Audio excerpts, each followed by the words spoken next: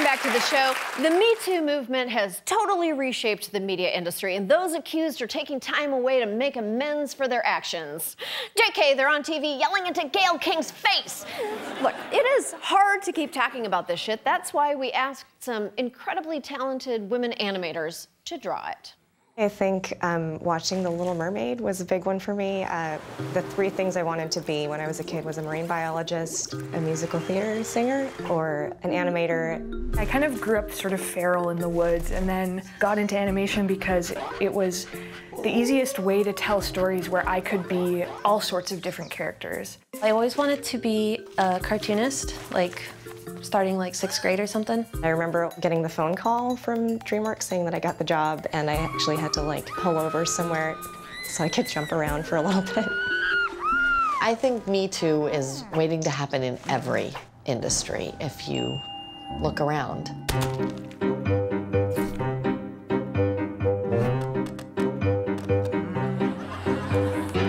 After the Harvey Weinstein thing happened, but we had already been talking about starting a group. We started a private Facebook group. Literally the first post was like a huge one. It was this one. I was around 22 when it first happened and desperately trying to break into the animation industry. He followed me on LinkedIn and through email and everything. He was fine, but meeting him in person, it escalated. I've known Shannon for 10 years. This was like such a shock to me. Oh my God, my best friend went through this, and I didn't find out until a post was made on the Facebook group. Something came over my body. My hands just started typing frantically, and I remember shaking and just typing, and it wasn't thought out. It was just years of just pent-up feelings, you know. People knew exactly who I was talking about, and I didn't need to say who it was. Several women in the comments came out and said, I'm pretty sure I know who this is. This has happened to me too. It was like, oh, it's Chris Savino. Big news that broke out in the animation community this week is that the Loud House creator, Chris Savino, has been accused of sexual harassment. This has actually been going on for decades on Cartoon Network and Nickelodeon. from unwanted sexual advances and threats to blacklist women who refuse to be in relationships with him. I guess that's why they say you should never meet your heroes. It becomes apparent that there are 10 people, 15 people. He had worked everywhere and he had made this hit show. We didn't know if he was going to be removed. Then Cartoon Brew put out an article and that forced Nickelodeon's hand and he was fired. There was this huge anxiety that he was just going to get hired somewhere else. People do terrible things and then they just get to keep working. And the statute of limitations for sexual harassment in California is so small, we could not even legally do anything with that. We needed people to know, if you hired this guy, you're gonna be held responsible when he harasses somebody, scares somebody, corners somebody. But we were just like, these nerdy cartoonist girls, what could we do?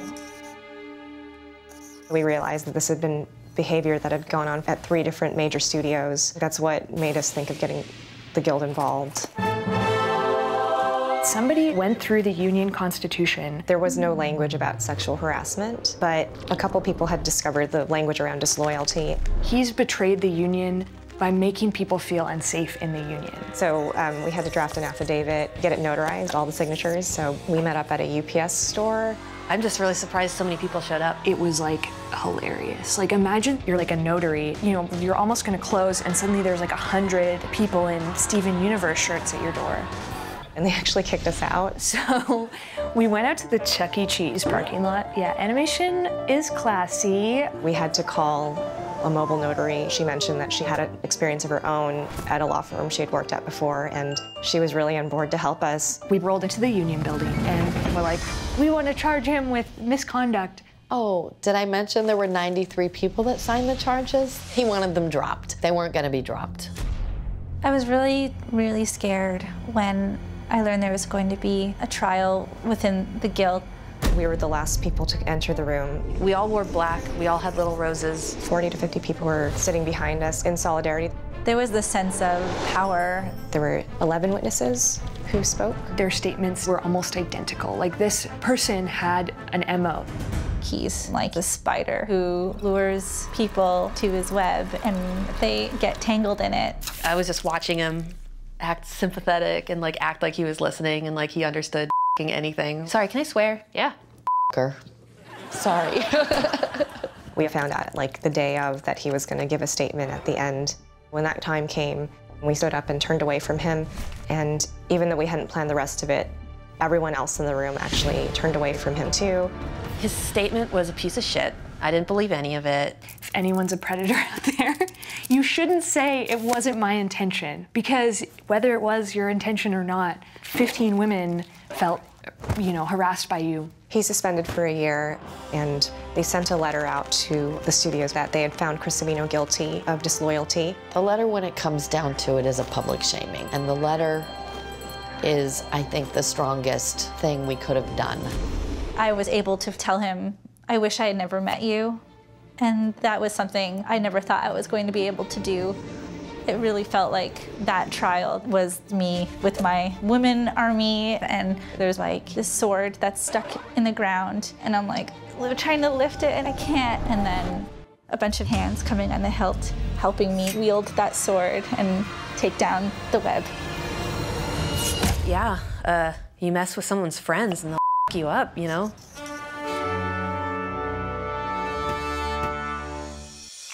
Ladies and more ladies, this is the Late Shrill with Samantha B. Please welcome your host, Samantha B. Thank you so much. Thank you so much. Welcome to the Late Shrill with Samantha B. Oh, yes. Give it up for our house band, Granny and the Bees, and the man who puts the ick in Sidekick, Jason Jones, Mr. Double J. Oh, thank you. Oh, what's in the news, huh, folks? What's in the news? Did you see this? Have you read this? Have you heard about this? News. Okay. Harry and Meghan Markle's newborn continues to spread royal baby fever across England, not to be confused with regular baby fever, just spreading across the U.S. in unvaccinated children. Going, going, going. Oh, measles, really taking the world by storm. Police in Florida. Have you heard of Florida? No. Yeah. Looking for a man who stole hot dogs from a Little League concession stand while naked. Police say they're gonna find the hot dog thief, but they don't relish it. That's a spicy wiener. Oh. Relish, relish.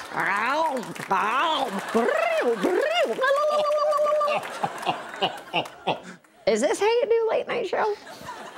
We got a great show for you tonight. Coming up, I play beer pong with the Pope, and we hold a gun to Matthew McConaughey while he tries to spell his own name. But first, I sit down with Tammy Duckworth. Please welcome my first guest, Iraq War veteran, U.S. Senator, and Human Vision Board, Senator Tammy Duckworth. Thank you for coming to the show. Good to be here. Okay, I have a list of firsts.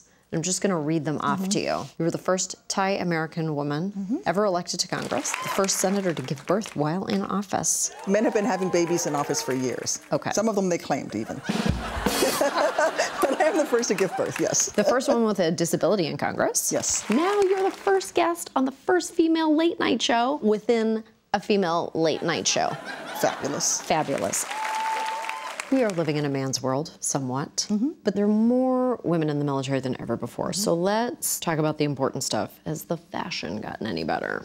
Well, a little bit more effective now than when I was serving. In the 90s, the flight suit that we wore was a single-piece jumpsuit, but the zipper didn't go down far enough. So the guys could pee, but I couldn't. To go to the bathroom, I had to take off my body armor in the middle of a combat zone. Right. The guys could just use a Gatorade bottle in the aircraft. Is that why they call it a cockpit? Rim job. Not now, Jason. So on a very basic level, the equipment itself is geared for a man's body. Yeah. Now it is a two-piece flight suit, so things are changing, but there's just a lot of these issues. Body armor is another one. The smallest size body armor when I first got to Iraq was too big for a regular-sized woman, so that when the enemy is shooting at you, a bullet can actually go in between the body armor and your collarbone. If you wear the wrong size body armor, the hazard is dead. The Army is fixing this. Yes. Please say yes, because I need. Okay. We are writing legislation into the defense budgets, require them to do studies and develop equipment for female service women. So a lot of that has been fixed, but we still have to do more. Do you meet resistance, or do you meet old white men who are just basically like, I don't want to talk about these gross bodies, let's just do it? It's actually not necessarily age-related, it's just guys who don't want women serving in combat. Which is why we need more women in leadership so that we can bring up these issues. To a lot of female veterans, and they face challenges when they seek health care at the VA. Where do you identify the gaps in care and service? Well, the infertility rates are very high among female veterans. Why? We don't know, but we need a study to figure out what's going on. When was the last time that a comprehensive study of women's health issues in the military was conducted? I think I was in high school. So, like, since Paula Abdul, straight up now tell me, was at the top of the charts. Granny gets it. But now infertility is a health issue with female veterans. The VA has weird rules that are very arcane, and they will not pay for a lot of things. They provide IVF only if you're a married, heterosexual couple and all of this. And I think that's just unfair. What are the list of requirements for boner pills? It's just like, dick broken, need my dick. I don't know. Yahtzee. Okay, let's talk about everybody's favorite late night topic, sexual assault in the military. Pew, pew, pew. Ooh. Very recently, the Department of Defense issued a report showing a 38% increase in the number of sexual assaults. Yes. That is crazy. What accounts for those numbers? I had thought that perhaps it was sort of a backwards good news story, and that maybe it's just because women in the military now better understand that they were victims of assault. There's more awareness. Right. But no, we sat down with the DOD and the doctor that actually conducted the study, and she said, no, it's actually an actual uptick. So for me, it shows that with everything the military is trying to do, they're still falling short. What can we do? What are we gonna do? Take the investigations and prosecutions of military assaults out from under the chain of command. You have so much work to do, Senator Duckworth. Well, it's not just me, it's all of us. And look, these are men and women who volunteer to serve and protect and defend us. The least we can do is to serve them by making sure we fix this. Have you thought about cloning yourself? Because we really need more Tammy Duckworths. So let's get more women elected. Oh, you're really speaking my language. Can you stop with the... It's a quack, quack, quack. Duck. That's a chicken. That's all I could find. Senator Tammy Duckworth, thank you so much for being on the show. Please stick around for my morning show, The Morning After Shrill with Samantha B. Bring your box wine. It starts at 3 a.m. Good night, everybody.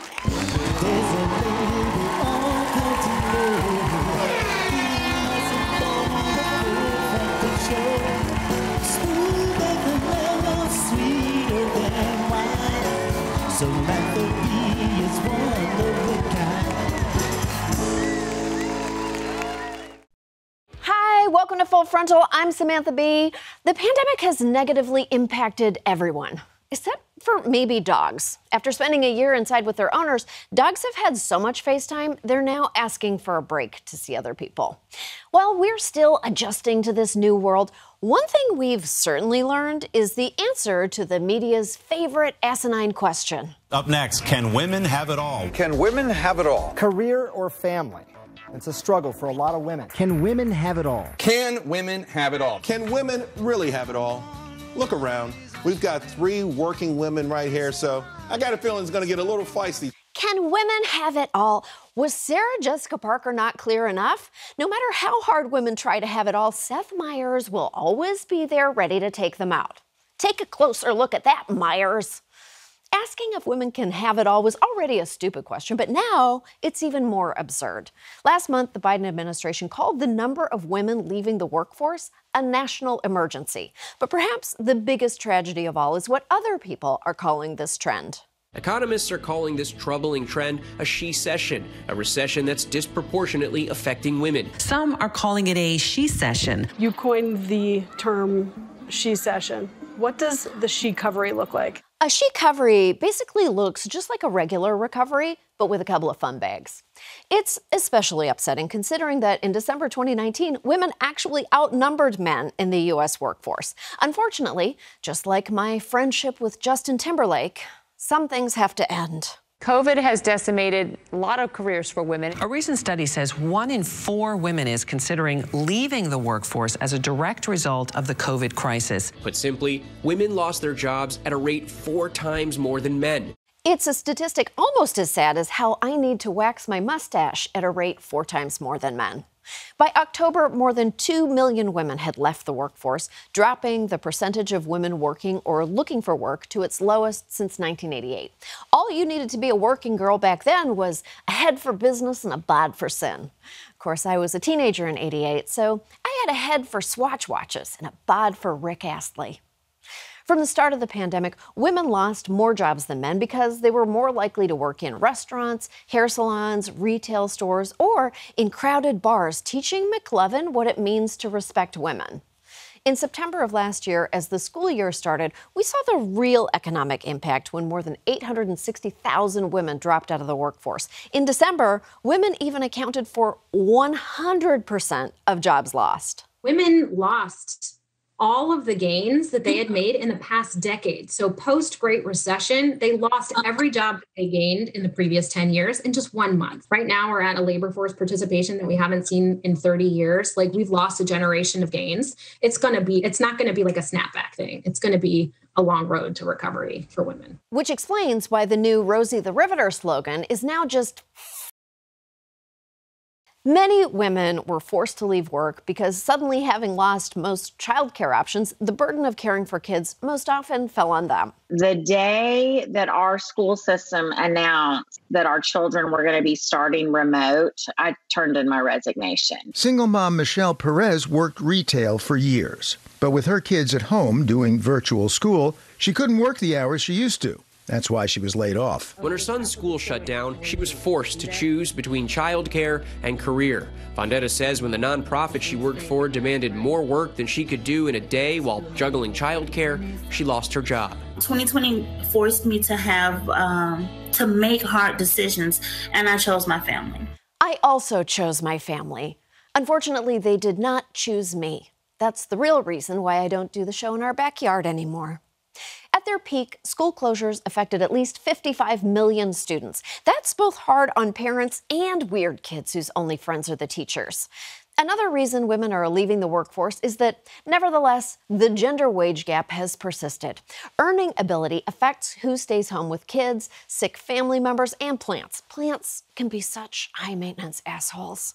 As of 2018, women earned, on average, just 82 cents for every dollar earned by men. And experts say the wage gap is only going to get wider in the coming years as the recession forces more women to leave the workforce.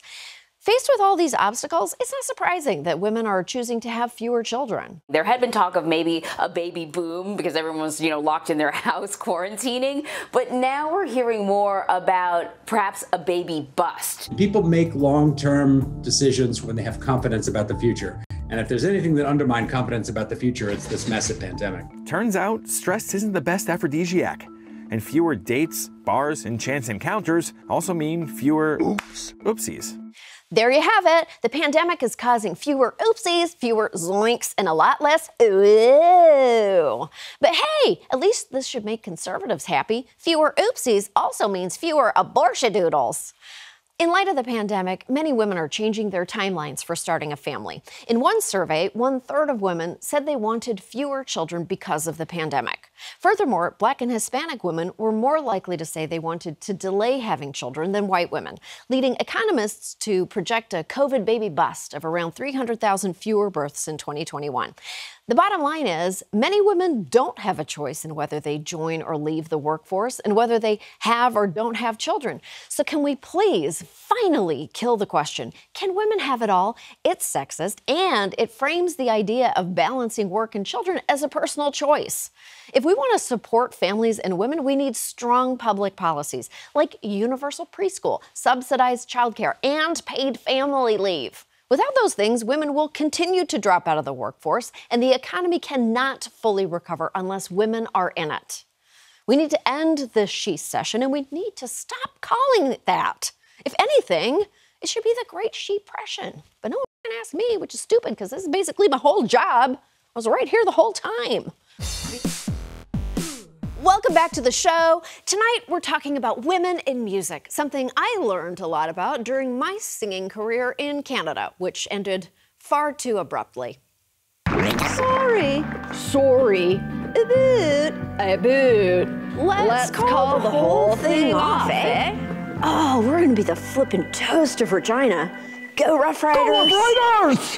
While it may seem like superstar women dominate the music industry, that doesn't reflect what's actually happening.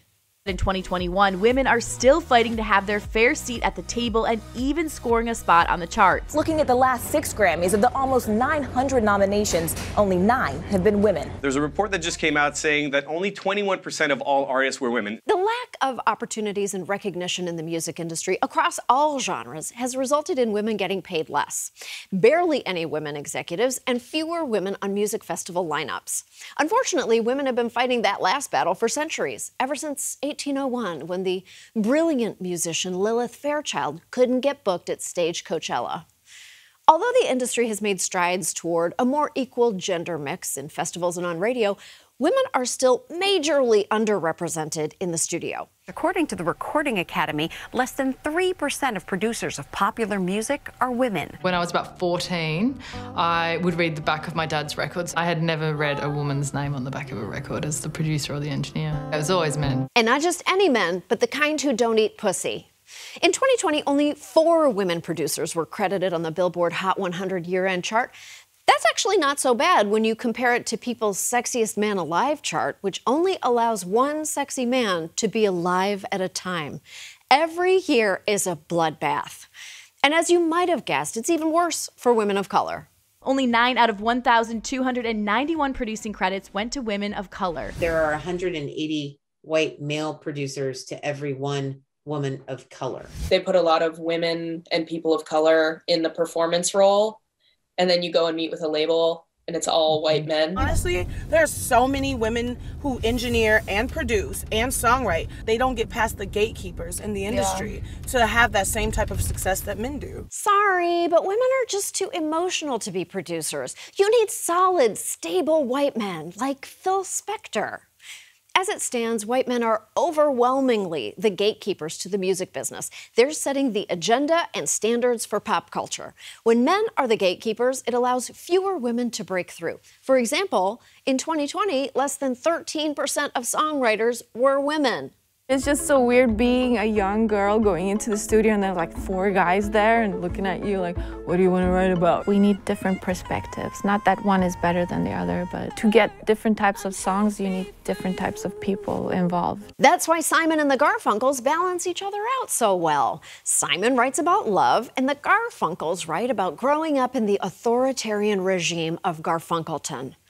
Almost 1/5 of the top songs from 2012 to 2017 were written or co-written by just 9 male songwriters. There was a 10th guy, but he dropped out of songwriting to star in 1/5 of all movies. Making matters worse, there's a lack of women executives working at the top. Less than 14% of CEOs, chairs, and presidents at music companies were women. Unsurprisingly, fewer women executives hurts women artists. It certainly played a role in the failed comeback of my 90s group, Celery, Salt, and Peppercorn. We could have saved so many Canadians from financial ruin with our song, Let's Talk About Checks. Women who do manage to break through still face difficult working conditions in a deeply sexist industry. Women deal with gender-based harassment, and almost 40% said they experienced ageism. It's gotten so bad that Adele's next album will be titled Still 30.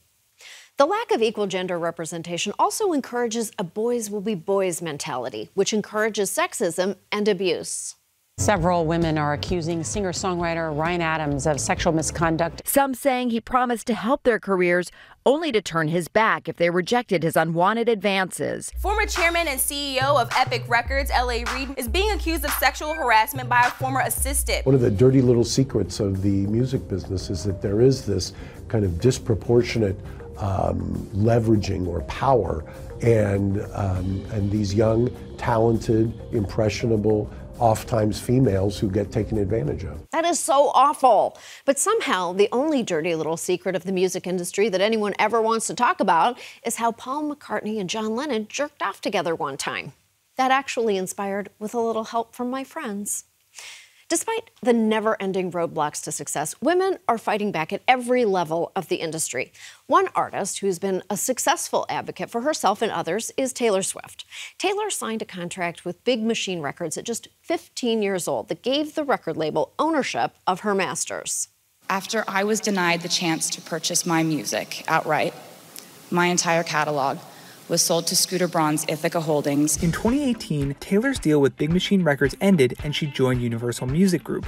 Her new deal enabled her to own her masters going forward. Taylor announced a plan to overcome Scooter's purchase of her masters altogether by re-recording her first 6 albums. Taylor Swift re-recording her albums is the greatest thing to happen for me personally, and the worst thing to happen to Jake Gyllenhaal. Taylor has worked to regain control of her music and served as a voice for other artists to have the same right. While it's amazing to see an artist use her power in this way, most musicians lack the same platform and privilege. The music industry must expand its commitment to representation across all levels, and that needs to include equality for workers of all races and gender identities. It also needs to ensure everyone's safety in the process. Except for Jake Gyllenhaal's. Give her back her scarf, Mysterio! The Supreme Court just heard the most serious legal challenge in a generation to a person's right to obtain an abortion. The law under review, passed by Mississippi in 2018, would ban almost all abortions after 15 weeks of pregnancy. Why 15 weeks? Hell if I know! But the religious right, who need no more airtime so she'll herein be played by the Gemstones, believe this law is righteous because God, for sure, like 100%, said that abortion is a no-no. And since in college I took Intro to Comedy instead of Intro to Religion, I invited a Catholic, a Muslim, and a Jew to a bar to talk about abortion. Let's start with a really easy question. Whose religion is right? I'm just kidding. Is God opposed to abortion? There's no ban on abortion in Islam. There's no ban on abortion at any point, for any reason, by any method. All right, okay. In Judaism, abortion is permitted, and where the pregnant person's life is at stake, it's required, because the health and well-being of the pregnant person comes first. Okay. Jamie. A little more complicated. Bad news. Well, let's bear in mind that what I'm about to say is a teaching created by men who are ostensibly celibate, who have no inroads or connection to the lives of women because they do not have wives, they do not have daughters. Great start. Yeah. And the Catholic Church teaches that in almost every circumstance, abortion is murder. Is it in the Bible? No. In the Christian scriptures, there is no mention of abortion. I mean, does everyone just think that these things are mentioned and we're all just like misremembering? Is it like a Berenstain Bears thing? But there are no two ways to read the Mississippi law. Its intention is to move the goalposts and make getting an abortion harder. Why? Because a small minority of religious people are basing laws that will affect my body on the idea that at conception the fetus has a soul. And that's something that even the majors don't agree on. The Talmud says for the first 40 days, the fetus is mere water. That would be about 7 to 8 weeks of gestation. Yes. The Quran does say that at 120 days, the soul enters the body of the fetus. And that is roughly 17 and a half weeks. Is there anything that your respective religions say about when the soul leaves the body? Like, is it when you run for office, or is it when you actually win? I don't know when the soul enters or what the soul is or whether I even believe in the soul, but I did like this movie. I'm so glad our laws are being written around this mystery riddle. Is it fair to say then that the 15-week Mississippi ban could be an infringement of your religious right? Absolutely. Yes, it could. Which is why it's offensive to apply this blanket idea of what is allowed in terms of abortion on communities like Muslims who don't actually believe that. Have any of you folks considered going to the ACLU? This is so messed up. The laws that some of these religious people like are infringing on the rights of these religious people. Within the Catholic Church, how many people support abortion? The majority of Catholics, 56%, think abortion should be legal in all or most cases. And 68% of Catholics do not believe Roe v. Wade should be struck down. 68%. That's a lot of Catholics. I mean, I did go to Catholic school, and I think the number was a lot higher than 68%. Exactly. According to my drinking buddies and this pew, pew, pew, pew, pew study, even the majority of Catholics support Roe. So what the fresh hell is this really about? How are your versions of faith, so open-minded. But then you look at Mike Pence's version and it's so gripped and dark and it just like fits like a fist in your uterus. Like, what I realize more and more is that fragile men project their own fragility onto God. And their God is male and does not believe in women's equality. Religion has been used to justify atrocity and to maintain power for centuries. Now it is being used to hold and maintain and entrench existing power structures. Right, they're loud. And scary. Like, if you look at how they're willing to treat pregnant people, you can tell that they're a bunch of sadistic. Sorry, is fuck's the word you're looking for? Absolutely. Got it. Abortion laws help the religious right in their quest to uphold the patriarchy.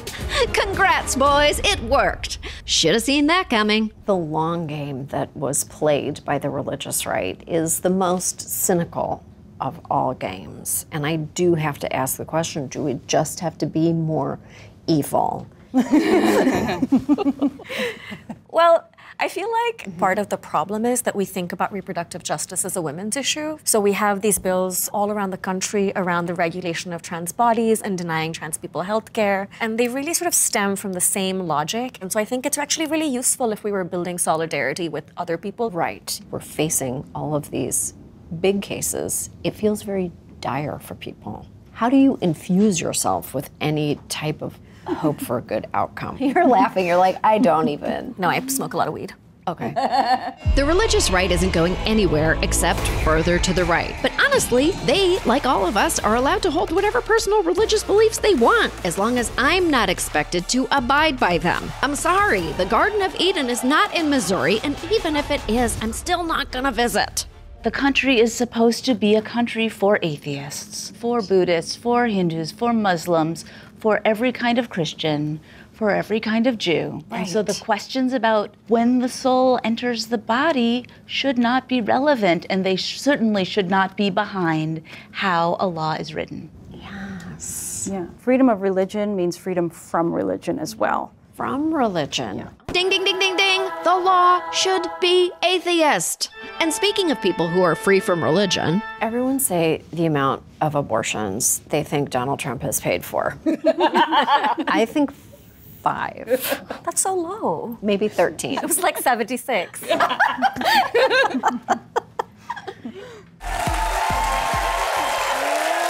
Back to the show. To most of America, I'm Samantha Bee, the comedian, Samantha Bee, the style icon, Samantha Bee, the author of the 12th most popular line of self-published dinosaur erotica on Amazon Canada. But at home, I'm just mom. From my own parenting experience, I can tell you there's nothing more terrifying than a teenage girl. And right now, one teenage girl in particular is scaring the crap out of all of us. What's your message to world leaders today? My message is that we'll be watching you. And she means it too. This morning I woke up and she was standing over my bed. That, of course, is Greta Tunberg, the 16-year-old Swedish climate activist who's been traveling the world with one simple message. She's just a girl standing in front of a group of world leaders, asking them to do something before the whole planet melts and we all die. You all come to us young people for hope. How dare you? For more than 30 years, the science has been crystal clear. How dare you continue to look away and come here saying that you're doing enough when the politics and solutions needed are still nowhere in sight? The only thing scarier than a 16-year-old girl is a 16-year-old girl with an agenda who knows how to hold a grudge. Greta Tunberg terrifies me, and I love her for it. She doesn't want to inspire us or give us hope. She wants to give us nightmares because we deserve them. Greta is bringing something very important to the discourse about climate change: shame. She's traveled all over the world, ripping into our craven leaders like a miniature Don Rickles in braids. And you know what? It is working. Her international shaming tour has led the EU to commit hundreds of billions of euros to combating climate change. She got the British Parliament to declare a climate emergency and pledge to zero out its carbon emissions by 2050. And she got the band Scorpions to finally stop rocking everyone like a hurricane. Hurricanes are dangerous, Scorpions. Also, you can't rhyme "Here I Am" with hurricane. Oh my God, you can.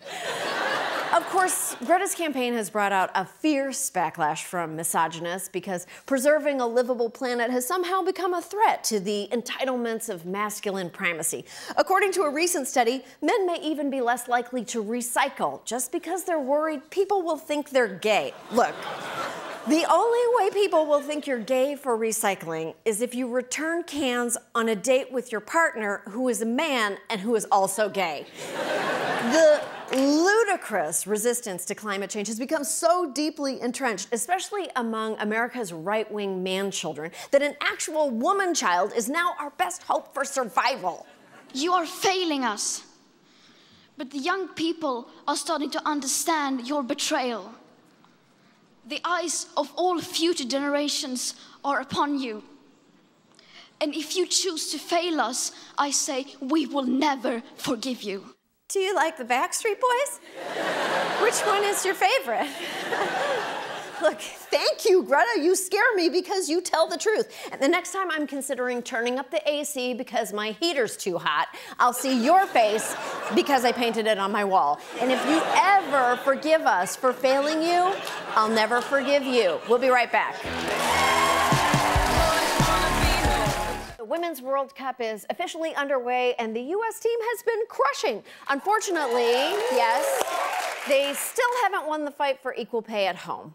The best women's soccer team in the world is paid less than the men's team. If a male and a female national team player each played 20 exhibition games in a year, members of the men's squad will have earned more than $250,000. Members of the women's squad, less than $100,000. They are making less, despite beginning to bring in more revenue to U.S. soccer than the men. The U.S. Soccer Federation says it's misleading and inaccurate to claim that because the two teams simply can't be compared. They're right. They can't be compared. The women's team has won 3 World Cup titles and 4 Olympic gold medals. The U.S. men's team didn't even qualify for the last World Cup. That's like hearing the lead actress of a show got paid less than her male co-star. Or let's say if a bunch of late-night shows hosted by women got canceled, despite the fact that they were critically acclaimed and they were amazing. Anyway, I'm not crying, you're crying. Keep kicking ass, ladies, but also kick the ball that goes across the field and into the goal. Home run! Good night, everyone! The boys.